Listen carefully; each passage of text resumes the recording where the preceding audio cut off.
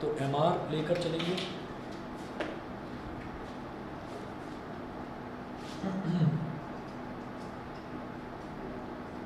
तो example number 4 में है the marginal revenue function of a commodity is given by MR is equal to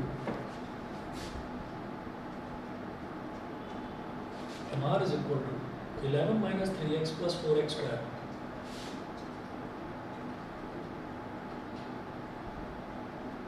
11 minus 3x plus 4x square.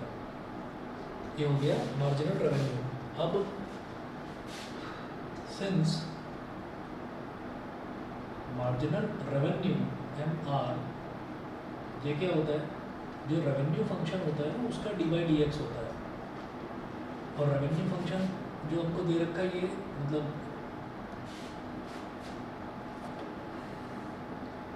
अब देखिएगा उसके बाद ये बोल रहे हैं कि find the revenue function also find the demand function, also find the demand function. तो डिमांड फंक्शन कैसे निकलता है कि अगर हमारे पास कोई प्राइस दे रखा है, प्राइस पर कमोडिटी दे रखा है, तो वो डिमांड फंक्शन निकलता है। पहले रेवेन्यू फंक्शन देखिएगा, तो रेवेन्यू फंक्शन कैसे निकलेगा, RX इज इक्वल टू, बल्कि इधर लिखें DRX, DRX है ऊपर, ये इधर आ गया MR इंटू DX। तो integrating both sides,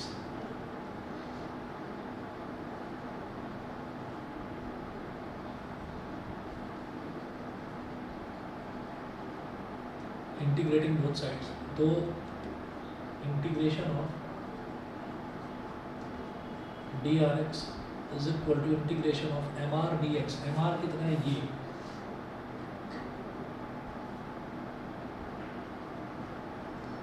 11 minus 3x plus 4x square और DX। अब देखिएगा कि अगर DX होता है, सिंपली DX लिखा रहता है और DX का इंटीग्रेट कर देते हैं तो आ जाता है x, और DRX लिखा हुआ है तो इसका इंटीग्रल क्या आ जाएगा, RX। जब 11 का इंटीग्रल करेंगे तो ये आ जाएगा 11x, ठीक है भाई। कांस्टेंट का जब इंटीग्रल करते हैं तो उसमें x आ जाता है, बस मल्टीप्लाई हो जाता है। -3 x का इंटीग्रल क्या हो जाएगा, x square by 2 plus 4, x square का इंटीग्रल क्या हो जाएगा, x क्यूब बाई 3, ठीक है। तो ये तो हमारे पास ये इंटीग्रेशन हो गया। अब उसके बाद इसमें आप c ऐड ना करके आप k ऐड कर देना, आप इसमें k ऐड कर देना, क्योंकि c कहीं कॉस्ट फंक्शन के लिए ना हो, तो इस वजह से यहाँ पर हम k कर देते हैं। नहीं तो इंटीग्रेशन में constant of integration c add करा जाता है, यहाँ पर k कर दिया है। अब इसके बाद हम ये करेंगे कि अगर हमने कोई कमोडिटी, कॉस्ट फंक्शन में तो हम ये कहते हैं कि कोई एक फिक्स्ड कॉस्ट होती है। फॉर एग्जांपल हमारे पास हमारी कोई फैक्ट्री और फैक्ट्री का किराया है, तो वो किराया हमको मंथली देना ही देना है, तो वो हमारी फिक्स्ड कॉस्ट हो गई। तो कॉस्ट फंक्शन में तो फिक्स्ड कॉस्ट होती है। रेवेन्यू फंक्शन में क्या प्रॉब्लम है कि अगर मैंने कोई एक आइटम बेचा ही नहीं, अगर कोई एक आइटम, अच्छा यहाँ पर x क्या होता है, x होता है नंबर ऑफ कमोडिटीज़ या नंबर ऑफ आइटम्स। अगर हमने आइटम बेचा ही नहीं है कोई भी, तो रेवेन्यू क्या होगा, कुछ भी नहीं होगा, ज़ीरो हो जाएगा। तो हम ये कहेंगे even x is equal to 0, तो R0 जो है ये भी 0 के ही इक्वल हो जाता है। तो अब क्या करेंगे, R0 मतलब इस पूरे में आप x की जगह 0 डाल देंगे।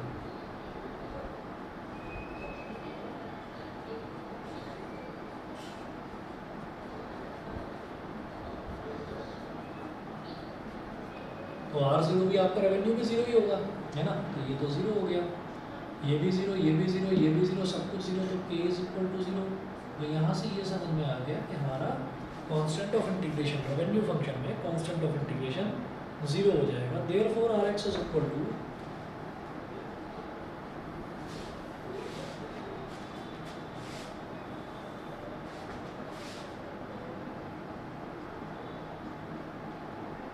RX इज इक्वल टू, क्या करें, ये जो पूरा एक्सप्रेशन है इसमें बस k की वैल्यू 0 डालनी है, मतलब कुछ लिखना ही नहीं है k की जगह।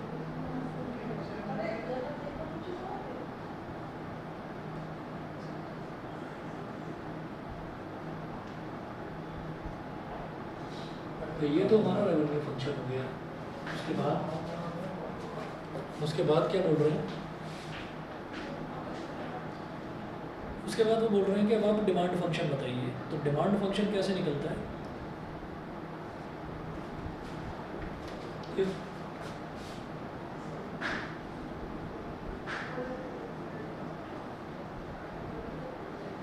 If P is the price, if P is the price per unit,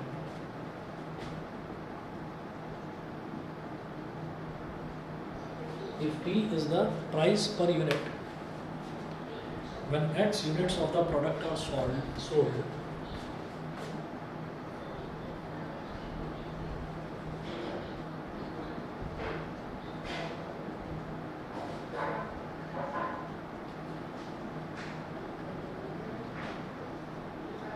if P is the price per unit, कि एक यूनिट का प्राइस जो है वो P है ना, और हम कितनी यूनिट्स प्रोड्यूस कर रहे हैं? हम बना रहे हैं X यूनिट्स, तो X यूनिट्स का प्राइस कितना होगा? Therefore Px, तो इनका प्राइस कितना होगा? Rx के बराबर, मतलब price per unit when X units of the product are sold. तो सोल्ड का मतलब क्या है कि यहाँ पर आपको उनका सेलिंग प्राइस लेना होगा। तो सेलिंग प्राइस से हमारे पास हमेशा रेवेन्यू फंक्शन ही आएगा। तो P into x is equal to R x हो गया। तो इसका मतलब P x is equal to, ये मेरी बात समझ में आ गई कि नहीं बताओ? Yes sir. यस। ठीक है, तो P into x is equal to R x हो गया। तो आर एक्स कितना है? 11x minus 3x square by 2 plus 4x cube by 3। अब ये P जो है ये है P is the price per unit, तो वही आपकी डिमांड होती है। आप यहाँ x को नीचे ले जाएंगे।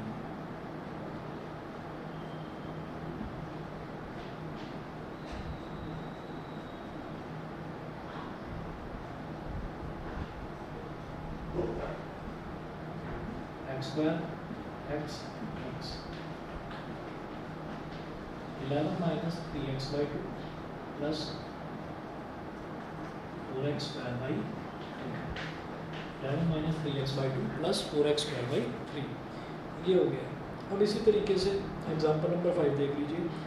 If the marginal revenue function MR is this, then show that the demand function is this.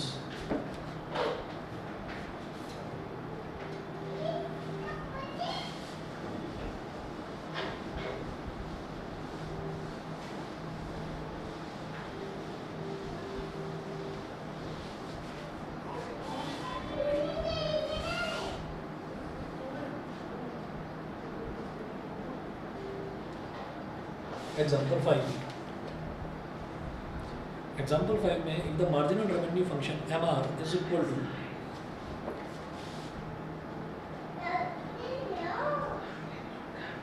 4 upon 2x plus 3 का होल स्क्वायर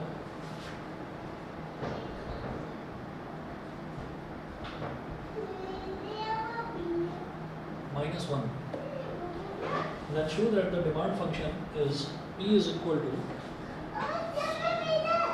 2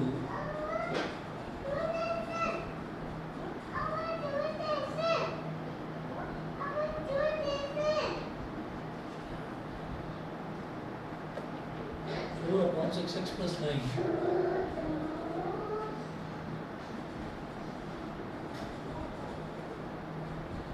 minus 1। तो ये डिमांड फंक्शन है। हाँ,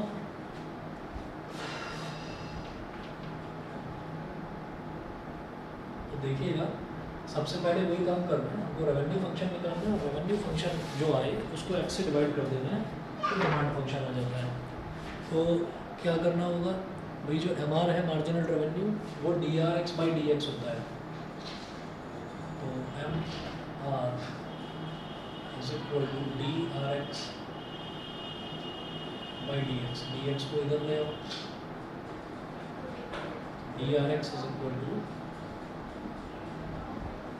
MR into DX integrating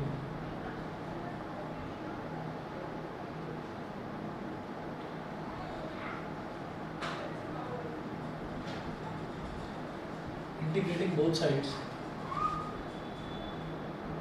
दोनों तरफ जब इंटीग्रेट करेंगे तो क्या हो जाएगा? Integration of dRx is equal to integration of mr dx. Integration of dRx का तो इंटीग्रेशन सीधा सीधा Rx ही हो जाएगा, ये तो हो गया Rx is equal to integration of mr कितना है 4/2x + 3 का होल स्क्वायर -1, इसका इंटीग्रेशन करना है, ठीक है। तो Rx will remain as it is, तो ऐसे ही रहा, और जब इसका इंटीग्रेशन करेंगे तो ये ऐसे हो जाएगा इंटीग्रेशन 4 × 2x + 3 की पावर -2 -1 और dx। अब क्या होगा,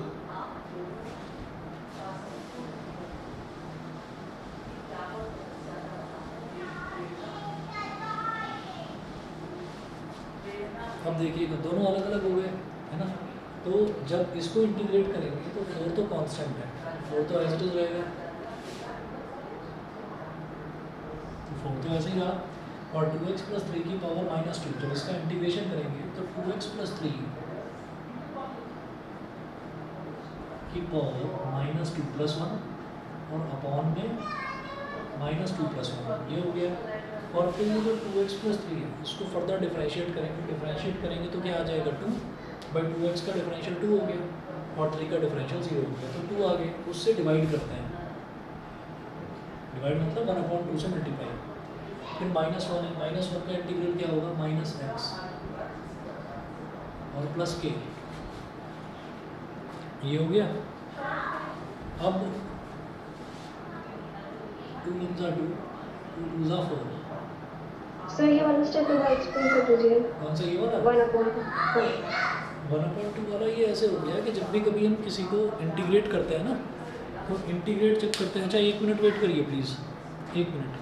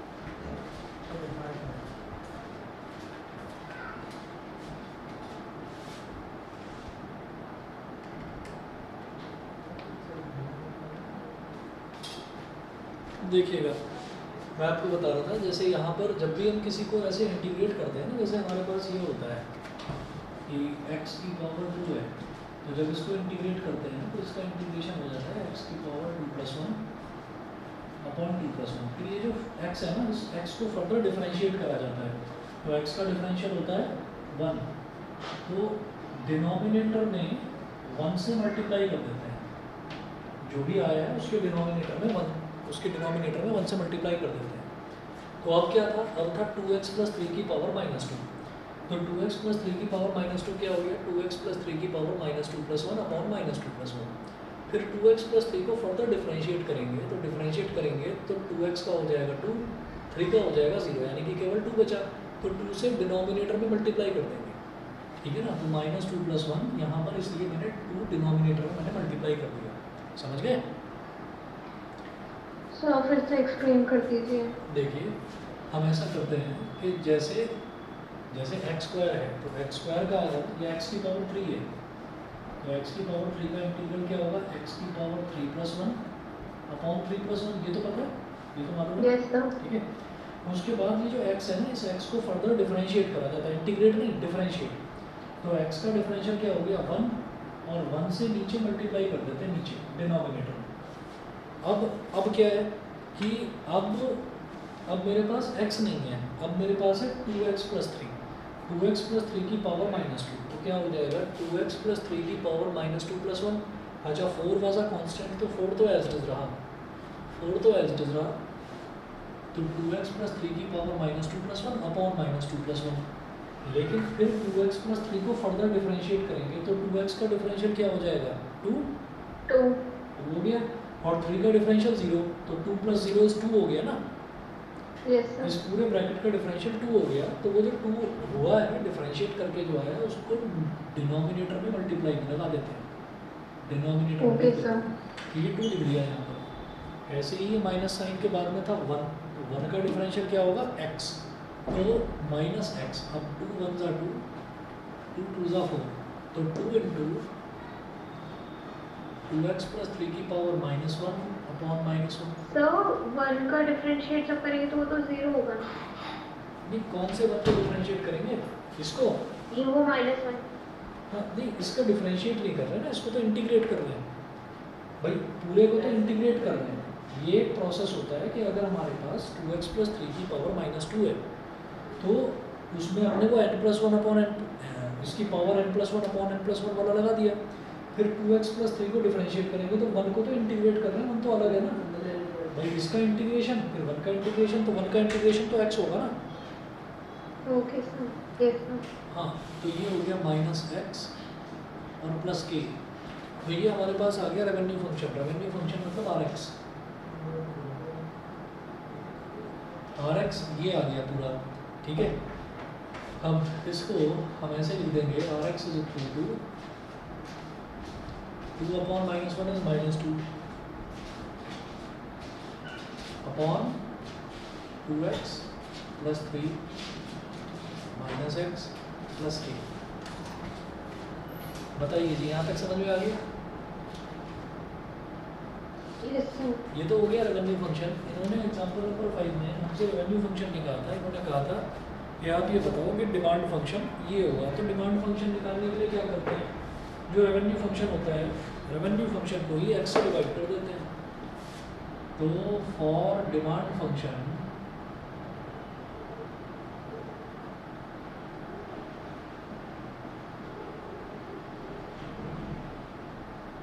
p × x = rx। ये कितना हो गया, क्या? k की वैल्यू निकालनी है। अच्छा हाँ, k की वैल्यू निकालने की जरूरत नहीं है, ये तो 0 हो गया। हाँ नहीं, k की वैल्यू निकालनी पड़ेगी, बिल्कुल सही कह रहे हो, इसकी वैल्यू निकालनी पड़ेगी। तो इसकी वैल्यू देखिए कैसे निकलेगी भाई।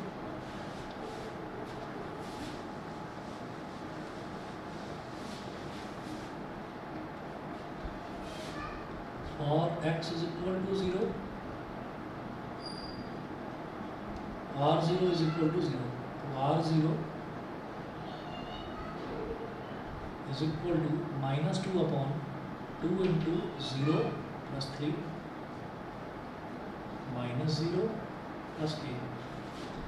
r0 कितना है 0, -2 अपॉन 2 × 0 is 0, 0 + 3 is 3, तो -2 अपॉन 3 और प्लस k। तो k की वैल्यू आ गई -2 अपॉन 3 को इधर देना, k की वैल्यू आ गई +2 अपॉन 3, k की वैल्यू आ गई +2 अपॉन 3। ये हो गया। therefore revenue function rx =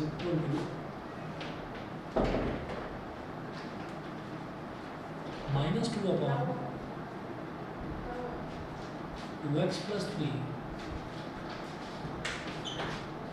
minus x plus 2/3। तो ये रेवेन्यू फंक्शन आ गया। यहाँ तक बताओ क्लियर है? Yes sir. ठीक है, अब इसके बाद देखिएगा क्या करना है। और इसको पहले थोड़ा सा तो रेवेन्यू फंक्शन है, इसको पहले सिंप्लीफाई कर दो।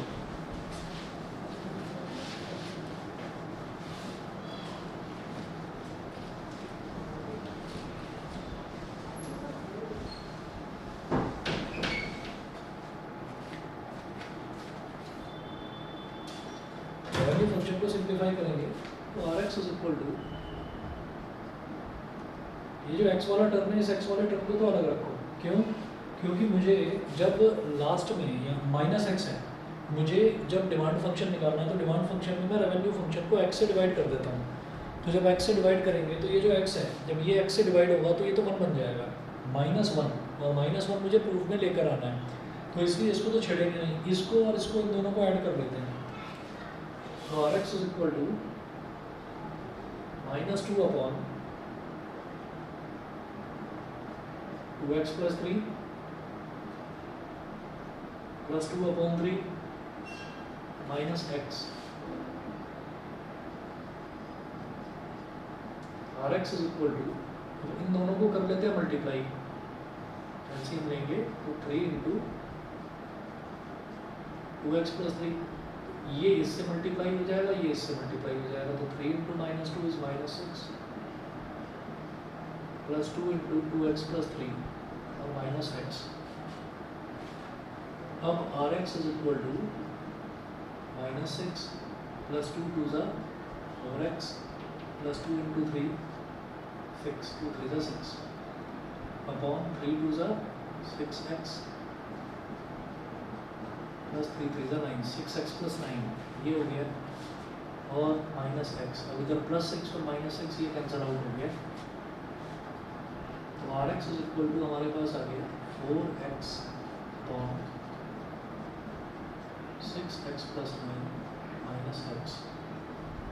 तो P × x is equal to R x, तो P is equal to RX upon x, मतलब ऐसे लिख सकते हैं 1/x × RX। तो P is equal to 1/x और RX कितना आया 4x अपॉन 6x + 9 -x। अब 1/x है, ये इनसे दोनों टर्म से मल्टीप्लाई हो जाएगा, P is equal to 1/x multiplied by 4x upon 6x + 9 -1/x × x, तो x से x कट गया, x से x कट गया।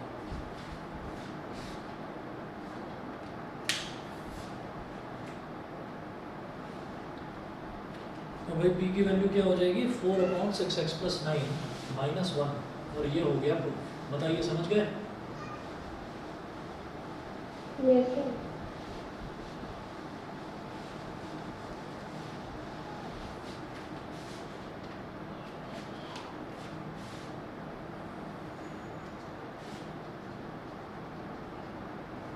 फोर अपॉन 6x + 9 और -1, ये हो गया आपका डिमांड फंक्शन प्रूफ। उसके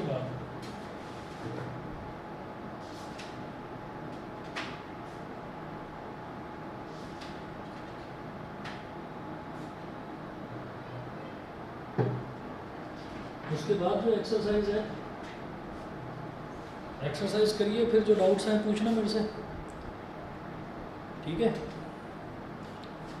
कर लेंगे, नया टॉपिक है वैसे तो, इसमें कहो तो स्टार्ट करा देते हैं कंज्यूमर सरप्लस, प्रोड्यूसर सरप्लस, ठीक है?